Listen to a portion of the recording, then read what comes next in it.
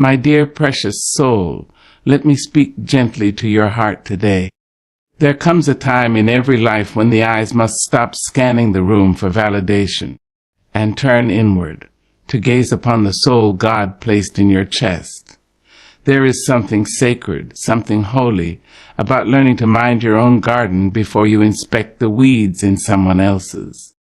Now, I've lived long enough to know that comparison is a thief and jealousy is its victor complice. And the two of them, they will rob you blind if you let them. They will whisper that someone else's blessing should have been yours. They will have you doubting your worth, questioning your purpose, and measuring your journey against a road that was never meant for your feet. But child, let me tell you this, God didn't make you to be her, or him, or them. God made you to be you, authentically, powerfully, unapologetically. You see, the oak tree does not envy the willow. The moon does not beg for the sun's light, and the river flows in its own rhythm. It does not compete with the ocean. So why, dear one, would you shrink your soul by trying to live in someone else's shadow? Focus on yourself. Child, let me sit with you a moment and tell you a truth the world often forgets. A truth so old it was whispered by the ancients, and so sacred that only the still-hearted can truly hear it. You were not born to compare. You were born to be. You see, comparison is a crooked mirror. It does not reflect your beauty, your strength, your truth. No, it distorts it. It warps your glory into shame and your uniqueness into envy. It turns your soul's gentle rhythm into a race you were never meant to run. Oh, how quickly we forget who we are when we start looking side to side. You were once a child who danced in her own shadow, who laughed at the wind and talked to God without fear or formality. But somewhere along the road, this word told you that being you was not enough.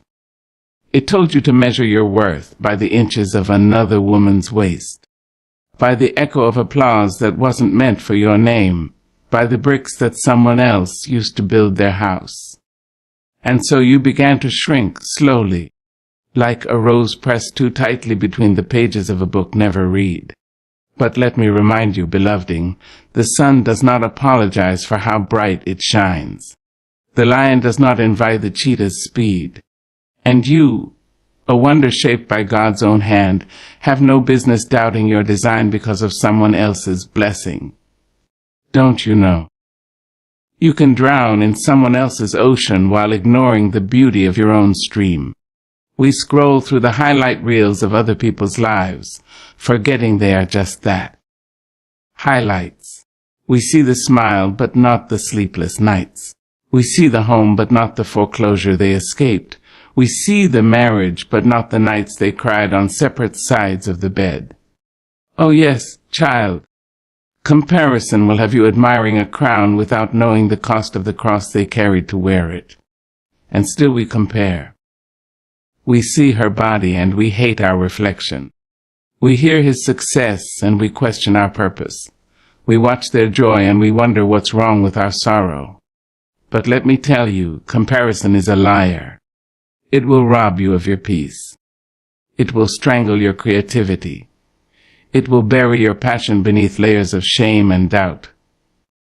You cannot build your house if your eyes are always fixed on your neighbor's foundation. And what a tragedy it is, to live in your own skin and never know its beauty, to carry your own soul and never know its weight, because you spent a lifetime measuring yourself against someone else's yardstick. Beloved, that is not the way of the wise. That is not the way of the soul. And surely, it is not the way of the Lord. The Creator of heaven and earth did not breathe life into your lungs just so you could waste it watching someone else breathe. Focus. Come back to yourself. What is yours will find you. What is meant for your hands will not rest in someone else's. You must trust that the delay is not denial, that your path is unfolding even when it's not paved with gold. You are not behind. You are not less. You are not forgotten. You are becoming. And becoming takes time. Let them shine, and you shine too. Let them rise, and you rise too. This is not a competition, this is a calling. And your calling has your name on it, no one else's. It was carved in spirit and sealed with breath before your mother ever held you. Now is the time to stop watching and start living. Your life is not a rerun of theirs. It's an original, one-of-a-kind, divinely orchestrated masterpiece. It deserves your attention, your devotion, your whole heart. When you compare, you delay your own blooming. Flowers don't all blossom at the same time, yet no one doubts the rose simply because the lily bloomed first. So let the world go on shining. Let others be great. Their greatness does not dim your light. The sky is big enough for every star. And you, my dear, are one of them. Fix your gaze inward. Reclaim your peace. Put your energy into building, not belittling. Pour into your gifts like they are sacred. Because they are. Write your story like only you can. Walk your walk like the path was made for your feet, because it was. And if ever you are tempted to look over the fence again, let it be to bless, not to compare. Let it be to say, look at God. Not, why not me? Because the same God who blessed them has not forgotten you. And when it's your turn, and it will be, you'll be so glad you were too focused on growing to waste a moment envying. Child, comparison is beneath you. Let it go. Return to yourself. Rise in your own time, bloom in your own season, and walk forward with the quiet power of someone who knows there is no one like me. And that is my power. Amen. There's a fire that burns low and steady in the soul of a person who has decided, finally and fully, to be themselves. Not what the world wants, not what the crowd claps for, not what the mirror critiques, but simply, sweetly, strongly themselves. Baby, let me tell you something I've learned walking through years, storms, and sacred silence. The moment you embrace your true self is the moment you begin to walk in power, not the loud, boastful kind of power that needs to prove, but the still, steady kind. The kind that doesn't flinch when overlooked, doesn't shake when misunderstood, and surely doesn't bind just to be accepted. You see, God don't make copies. When He crafted you, He did so with an imagination as wide as the sea. Every freckle on your skin, every scar on your spirit, every dream tucked beneath your ribs, He called it good. And who are we to disagree with God? There is a certain kind of holy rebellion in being who you in a world that keeps trying to convince you to be someone else. But that rebellion, my dear, is sacred. It is freedom. The world will give you masks, so many masks, one for work, one for family, one for church, one for the streets, one for the sorrow you carry but aren't allowed to show. But the thing about masks is, they suffocate the soul. You can only hold your breath so long before you forget how to breathe in your own skin. And child, you deserve to breathe. Let the others play dress up with their lives if they must, but you come as you are. Raw. Radiant. That's the only way truth can walk with you. That's the only way joy can recognize your voice. Now, don't let them fool you. Authenticity will cost you. Yes, it will. You'll lose people. You'll lose approval. You'll even lose the version of yourself that once begged to belong. But what you gain cannot be measured. You gain peace. Not the fragile peace that comes from pleasing others, but the sturdy peace that says, I know who I am, and that is enough. You gain strength. Because there is nothing stronger than a soul that has stopped running from itself. You gain purpose. Because purpose can only find a person who is still enough, true enough, and bold enough to receive it. Let me remind you, there is no need to perform. You don't have to audition for love. You don't have to hustle for worth.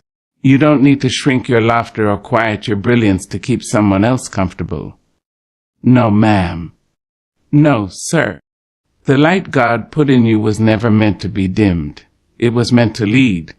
When you are authentic, you allow others to do the same. Your honesty becomes an invitation. Your freedom becomes a blueprint. Your boldness becomes a mirror to those still learning how to love themselves. Now I've seen the world, and I've seen what happens to people who choose to be real. They don't always get the accolades. They don't always make the headlines. But let me tell you this, they are remembered. They are respected. And more than anything, they are whole. You can have the world's applause and still feel empty.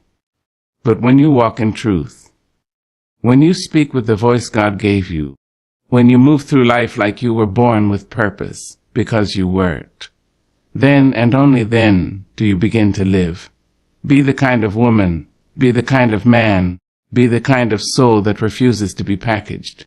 Refuse to be labeled, trimmed, or tamed. Refuse to be everyone's version of. Just right. There is such richness in being too much for the wrong people, and just enough for the divine purpose set before you. So wear your truth like a garment woven from grace. Let your past speak, but don't let it shame you. Let your wounds teach, but don't let them name you. You are not what happened to you. You are what you choose to become in the midst of it. Authenticity is not perfection. It's presence. It's showing up when it's hard. It's speaking when your voice shakes. It's saying no without guilt. It's saying yes without explanation. It's crying when you need to cry, and laughing loud enough to stir the angels when joy finally returns. Now, I know it ain't easy. The world will whisper, be quieter, be smaller, be easier to digest. But don't you dare. Don't you dare let the world make you forget that you were born to be full. Full of fire, full of spirit, full of wonder. Your authenticity is a declaration that says, I am God's creation, and I will not apologize for that. So show up with your scars and your brilliance, your fears and your faith. Show up trembling if you must, but show up as yourself, because that is where the magic lives. That is where the healing begins. That is where the light gets in. And when you finally stand in the center of your own being, unashamed and unbothered, you will find that you are no longer chasing power. You are walking in it. You are no longer asking for permission. You are claiming your space. And the heavens rejoice, because another soul has remembered what it came here to be, whole, holy and unafraid. So take a deep breath, love. Strip off the roles they gave you. Lay down the masks.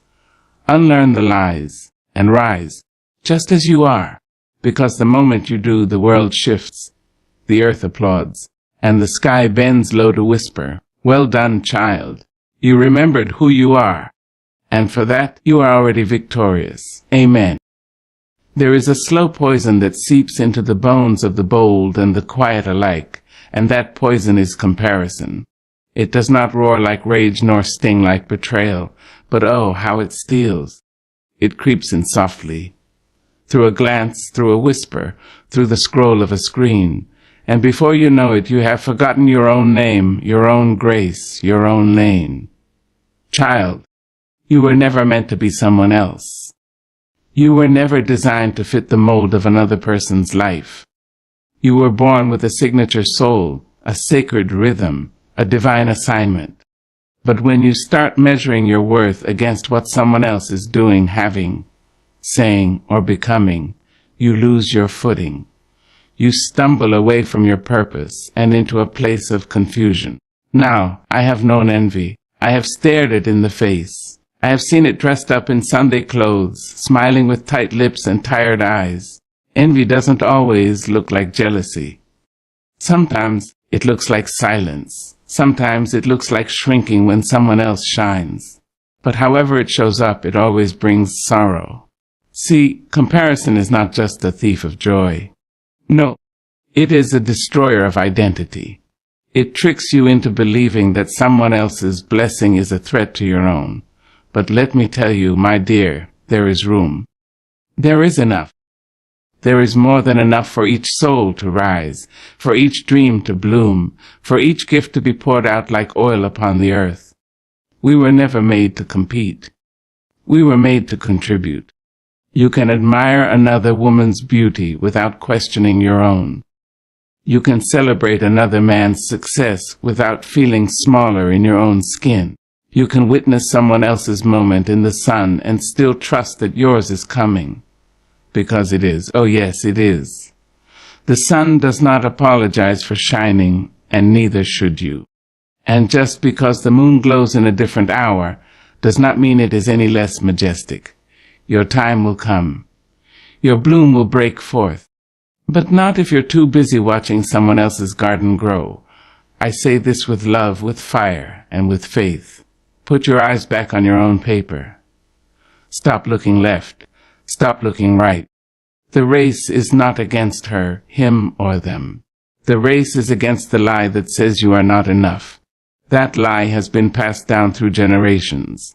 Hidden in magazines and sermons and social feeds, whispered in the wind, planted in little girls and grown women and strong men who now doubt their worth.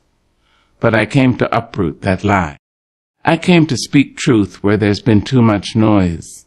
Let me tell you what I know for sure. God does not bless copies. He blesses truth. He blesses effort. He blesses the one who dares to show up, trembling but honest, flawed but faithful. So why waste another day wishing you were shaped like her, built like him, walking in their shoes? Those shoes weren't made for your journey. Those shoes would blister your feet and slow your stride. Your walk is sacred. It may be slower. It may be quieter. It may not come with applause or a parade. But baby, it is yours. And that is enough. Now hear me when I say this. Comparing your behind the scenes to someone else's highlight reel will leave you bitter and broken. You don't know what it took for them to get there. You don't know the nights they cried, the prayers they whispered, the failures they buried. So don't you dare envy someone's glory without understanding their story. Instead, lean into your own. Turn the pages of your life and find the gold in the struggle, the beauty in the becoming. You are not behind. You are not late. You are right on time for what is yours. You want peace. Let go of the race. Let go of the pressure. Let go of the myth that says you must have what they have to be happy. Your path is custom made by the same God who carved mountains and parted seas. He didn't forget you. He's just not finished yet. There is power in gratitude. There is healing in presence. There is freedom in letting go. So today, look at your own hands. What have they built? What have they held? What prayers have they lifted? That is holy. Look at your feet. Where have they walked? Through fear, joy. That is sacred. Look at your reflection. Not with judgment, but with grace. You are not perfect, but you are purposeful. You are not lacking. You are learning. You are not broken. You are becoming. And every time you choose to focus on your own growth instead of someone else's gains, you win. Every time you speak life over yourself instead of comparing your chapter 1 to someone else's chapter 20, you rise. And every time you bless someone else's journey without questioning your own, you are free. Now that, my dear, is power. So promise me this. Next time you feel the urge to measure your life by someone else's yardstick, you will stop, breathe, and remind yourself of the true thing. I am enough. I am called. I am chosen. I am becoming all I was born to be, not in her image, not in his shadow, but in my own divine light. That sweet soul is the kind of freedom no one can take from you. That is the kind of self-love that sings louder than shame and dances taller than doubt. That is the kind of truth that sets the world on fire. And you, beloved, were made to burn with that truth. So go on. Let them run their race, but you walk your own path with your head high, your heart open, and your soul anchored in the knowing that what is meant for you cannot miss you. Because when you let go of comparison, you make room for confidence. And when confidence comes home, peace is not far behind. There will always be noise. You can dress it up in a chair robe, give it a pulpit, or hand it a microphone, and still it will be noise. It shouts from the corners of your doubt, creeps through cracks in your resolve, and dances with delight when you forget who you are. The world is loud, child. It is a sea of opinions wrapped in certainty, shouting, do this, be that, look like her, act like him. But you, precious soul, were not created to live by the volume of the crowd. You were designed to be led by the still, small voice within. You see, there's a sacred quiet that lives deep in the bones of those who know themselves. It doesn't need validation. It doesn't seek permission. It doesn't ask, am I enough? For it already knows the answer. That quiet comes from knowing you are made of divine dust, that your worth is not up for debate, that your journey, your path, your purpose are all your own. But oh, how easy it is to forget that truth when the noise grows loud. You turn on the television, and it tells you what beauty should look like. You scroll your screen, and it shows you who's trending, who's winning, who's being seen. Friends and strangers alike will speak over your dream as if it is theirs to narrate.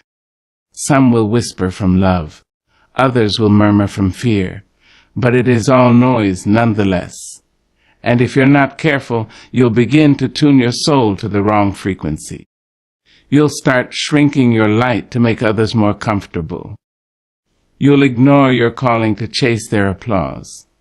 You'll abandon your voice and take up theirs, hoping it will somehow make you more whole. But you can't hear heaven when the world is too loud. You can't walk straight when you're looking side to side. And you can't move forward with confidence when your heart is cluttered with every opinion but your own. So I say this with love wrapped in steel, silence the noise. I don't mean silence people forever, no. I mean learn to pause, learn to pull back, learn to step into stillness until you can once again recognize the sound of your own spirit speaking. God never needed a megaphone to get through to you. But you must be willing to turn the volume down on the world if you want to hear what he has to say. There's wisdom in quiet. There's peace in pulling away. Some of your most sacred breakthroughs will not come in a crowd. They will come in solitude. In the still morning hours before the city wakes. In the whisper of wind brushing against your cheek. In the moments you dare to sit alone with your own heart and not run from what it says. But we've been taught to fill every silence, haven't we? Taught that if things get quiet, something must be wrong. But let me tell you, some of the most dangerous people I know are the ones who've learned to be still, who don't need to prove themselves, who don't need to chase attention, who have made peace with the sound of their own soul. When you silence the noise, you stop living for performance. You stop needing to be liked, noticed, praised. And you start living with intention, with clarity, with courage. That's when you begin to move different. You walk into rooms without needing approval. You speak truth without trembling. You choose peace over popularity. And you give yourself permission to grow without needing everyone to understand your process. Everybody won't understand your quiet. That's all right. Everybody won't respect your boundaries. That's all right too. You are not living to be understood by the crowd. You are living to be aligned with your Creator. And God is not found in chaos. He is found in the calm. I remember times when I thought I needed to respond to everything, to defend myself, to explain, to make people see what I meant, what I felt, what I was trying to do. But the older I got, the more I realized silence can be an answer. Stillness can be a strategy, and peace is often more powerful than any argument. Let them say what they will. Let the world do what it does. Let the noise rise if it must. But you, child, stay anchored. Stay rooted. Stay in tune with the melody only your soul can hear. Because when the world gets loud, it's not just distraction, it's distortion. The noise will have you questioning your worth. It will make you second-guess your progress. It will twist truth and magnify fear until you forget how far you've come. That's why you've got to shut it off sometimes. Get quiet. Retreat into the sacred place within you where God lives and speaks and reminds you who you are. And when you come back from that quiet, when you rise from that stillness, you will be stronger. Not because the world changed, but because you did. You will walk with clarity. You will speak with purpose. You will act from alignment. Noise thrives in confusion, but you were made for clarity. Noise thrives on fear, but you were shaped by faith. Noise demands reaction, but you, beloved, are called to respond with wisdom. There is no shame in silence. There is no weakness in stillness. In fact, some of the most powerful things you'll ever do will happen when no one's watching, when no one's clapping, when it's just you, God, and the breath in your lungs. So today, if the world is too loud, pull back, close the door, take a walk, say a prayer, lay your heart bare before the one who knows you best. Let him speak to the places that ache. Let him remind you that you are not forgotten, that you don't need to strive to be seen, that you don't need to compete to be worthy. You already are. There's a sound more beautiful than applause. It's the sound of peace, the sound of purpose aligning with destiny, the sound of a soul that is whole because it has been still. So hush now. Let the noise die down. You've got nothing to prove and everything to gain. When the time is right, your voice will rise again. And when it does, it won't be filled with anxiety or desperation. It will be filled with truth, with power, with God. And that, my dear, will be the sound of a soul that has learned to silence the noise and listen to the divine. Yes, child, you must learn to grow in your own garden. You must learn to plant where your hands can reach, water what is yours to nourish, and tend to the soil of your soul with care and reverence. There is something holy about turning inward, not in selfishness, no, but in stewardship. For how can you give to others what you have not cultivated within yourself? It is tempting, I know, to stretch your arms wide, to scatter your attention like seeds in the wind. The world pulls at you, telling you to do more, be more, serve here, show up there. But you must never forget this curse. No one else is responsible for the condition of your soul but you. Your peace, your purpose, your joy, your healing. These are gardens that only you can grow. You see, too many of us are walking around with withered roots, wondering why we feel so dry. We've spent so much time trying to fix others, impress others, save others, that we've neglected the sacred plot God has given us. But a tree cannot grow if it pours all its water into the forest. It must drink deeply first from the soil beneath its own feet. Don't let anyone make you feel guilty for focusing on your growth. Don't let the world convince you that tending to your own heart is a luxury. It is survival. It is obedience. It is love in its truest form. Because when you grow yourself, you don't just bloom for you. You bloom for everyone who needs the shade of your strength. You bloom for the weary traveler who stumbles into your life and finds rest in your words.